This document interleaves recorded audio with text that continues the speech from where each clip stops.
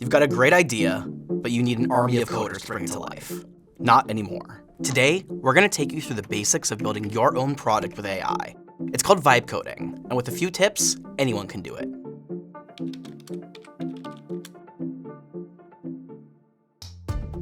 Vibe coding is essentially the act of using AI as a translator that can convert human language like English into computer language like Python.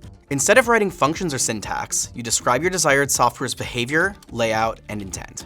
But let's get something straight. Vibe coding isn't magic. You can't just press a button and come back to a finished website 30 minutes later. It's more like managing an employee, but without performance reviews. Because vibe coding is such a collaborative process, the best way to understand it is to see it in action.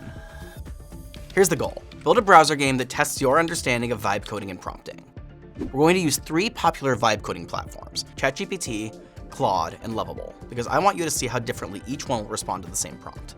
Step 1, get chatty with the AI.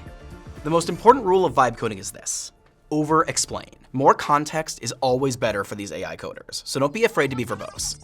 Your prompt should be as long as you need, and as specific as possible. Here's the first prompt I'm putting into Lovable, Claude, and ChatGPT. Bear with me because it's pretty long. Create a web-based game called Prompt Detective, where players see rendered mini websites and have to drag and drop phrase tiles to reconstruct the AI prompt that could have generated it. Include 5 levels with different fake websites, including sign-up forms, dashboards, product cards, chat UIs, and pricing tables. Some titles should include red herrings or distractions that will make the game more difficult. If you're finding it difficult to write a long prompt, try just saying it out loud as you type. And if that feels awkward, most programs also support voice dictation, so you can actually just talk through the idea instead of typing it out. Step 2, check the result.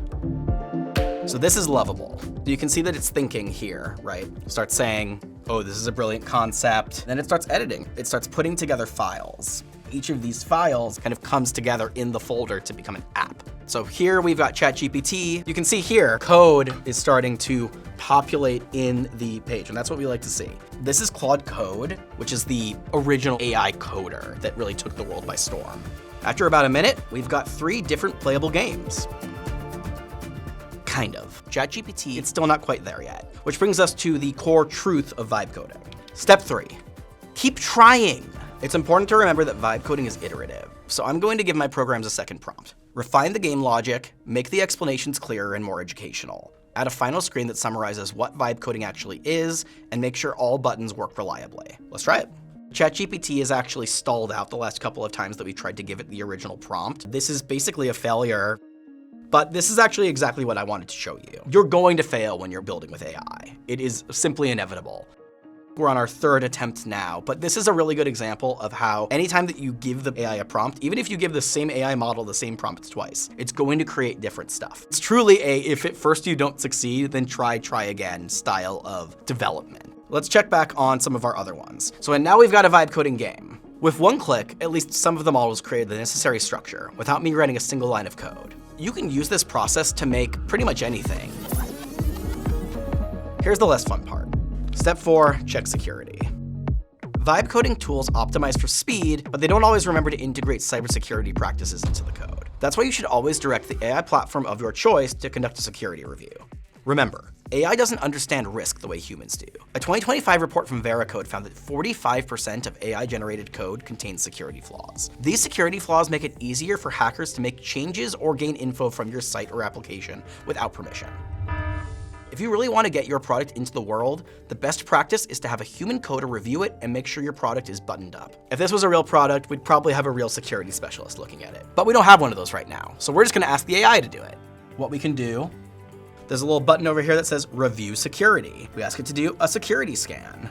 So basically it's going through the code base and looking for potential flaws that it can highlight. The point of this is to keep yours and others' information safe. It's also just standard practice with developing a piece of software. Step 5, publish. Everything looks solid, so now it's time to publish. ChatGPT came through for us at the end. There's still a lot here that probably could be fixed. Some of the stuff that we were working on with the other models, this still has to figure out, but here we go. 3 games that have varying levels of fun and workability. And if you do want to go deeper, you can go really, really far with these tools. And there you have it. Just using AI doesn't guarantee good software, but it does change who gets to try making good software. What are you gonna build?